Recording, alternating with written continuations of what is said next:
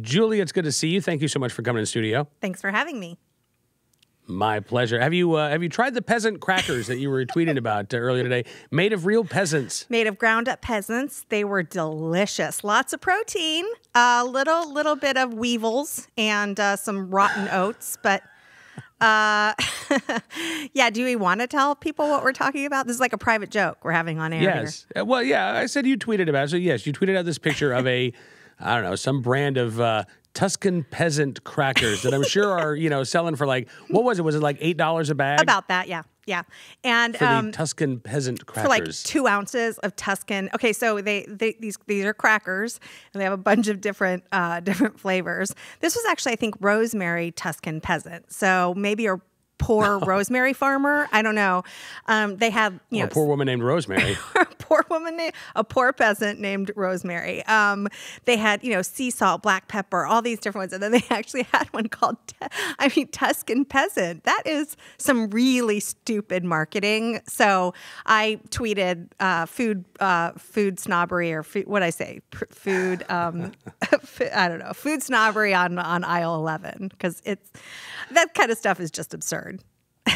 Yeah, listen, I'm not I'm not a member of the speech police, but you're right. In terms of branding, when we live in such a time of words being problematic, I would think branding your crackers as peasant crackers. It's just so rude. It's just. Unless your tagline is going to be "Let them eat crackers," unless you're like going, we're embracing the peasant market out there. We believe that there are a lot of people who self-identify as peasantry, and that's what we're aiming for. Or we know you can't avoid the cheese to go with the crackers, so these are extra good. It's just, or we've like fortified them with protein, right? Or maybe, it was so crazy, and you see this stuff all the time. You see food labels have just become insane, and food. You just imagine someone shopping and they're doing sort of a rustic Italian meal. That's why I was shopping on Saturday. I'm having a dinner party. And you can just imagine the person going, oh, I'm serving rustic Italian. These peasant crackers will go perfect. I just don't understand what's in the mind of this. Right? Have you tried the crackers? Have you tried the crackers? They're just like the ones the peasants eat over in Tuscany. I don't know. Don't try them, really. I don't understand how corporate marketing works. That seems insane. Anyway, so that's a little. Okay, well, okay. Yeah, okay, so I'm going to make a segue here. I think you found, I have found a path to forge to another topic here. Speaking of corporate marketing. So Big Tobacco was spending millions of dollars to try to overturn this flavored tobacco and vaping products ban in San Francisco. Yeah. The city council had passed this ordinance earlier. They got enough signatures to put this on a referendum.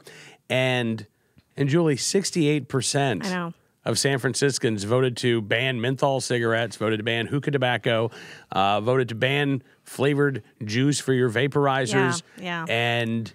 And I got to say, Julie, when I'm looking at San Francisco right now, the headlines that I'm seeing aren't really about menthol cigarettes taking over the city. It's people are pooping in the streets, right? You've got syringes everywhere.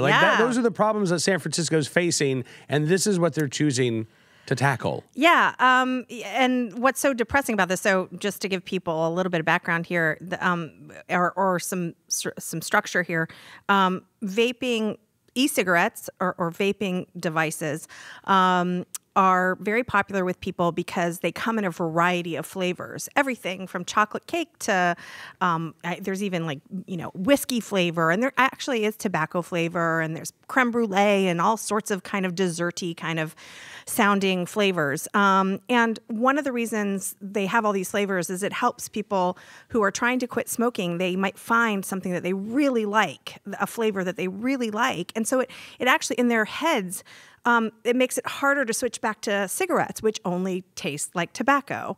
And so it's a really valuable thing to have all these different flavors. And if you know anything about sort of vaping culture, people try out different flavors, and even some small vaping shops create new vaping flavors. And so again, this is really key to people switching from the hazardous, cancer-causing traditional combustible cigarettes to e-cigarettes, which are 95% less harmful, okay? And they are a nicotine delivery system, but nicotine doesn't cause cancer. And what causes cancer is the burning of the tobacco that enters your lungs, the smoke that enters your lungs. That's what causes cancer. E-cigarettes, you don't do that. It's a vapor. You're basically breathing in a vapor, and that is not cancer causing. And so what they've done here is they've figured out, the city of San Francisco has figured out a way to really use a back door to harm the vaping industry. And I want to say something too. You mentioned big tobacco.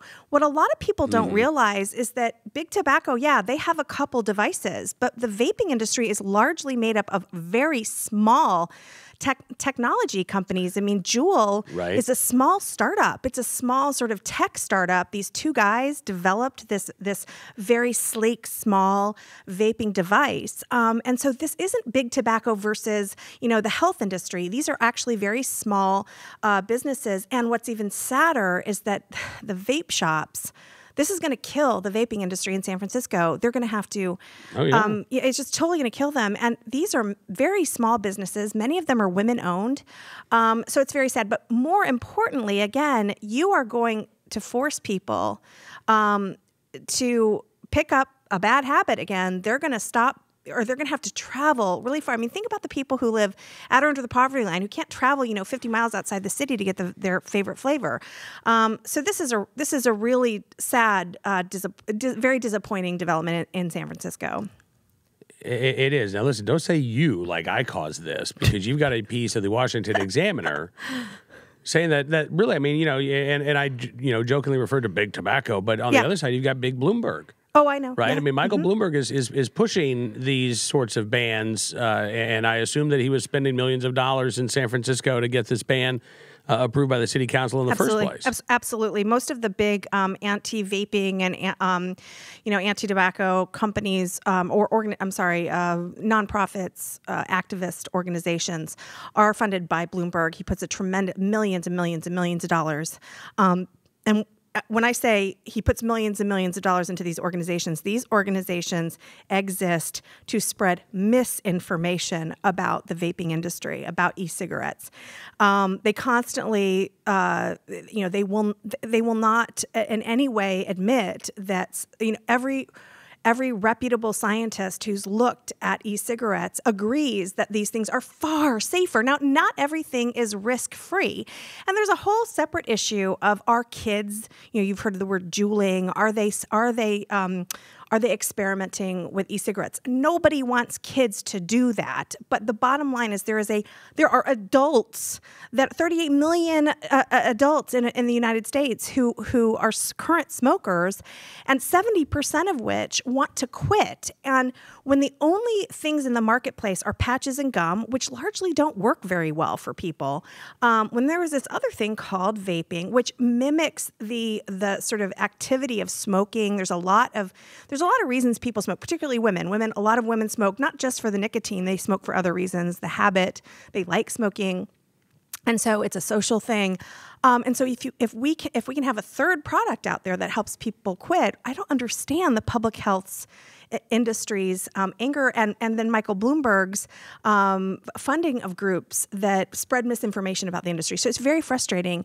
I also want to say, it's really disappointing when this harm reduction product, essentially e-cigarettes, which can get people to switch over away from harmful tobacco or harmful traditional cigarettes.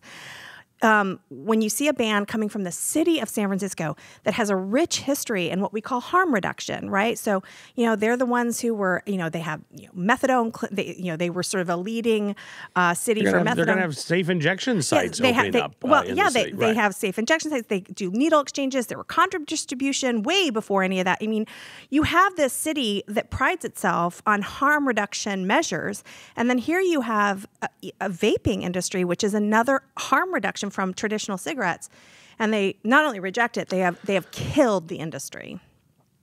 Again, talking with Julie Gunlock from the Independent Women's Forum. All right, quickly, Julie, one more topic here, and I saw this, and I even said on Twitter, I'm not a huge fan of the corporate virtue signaling.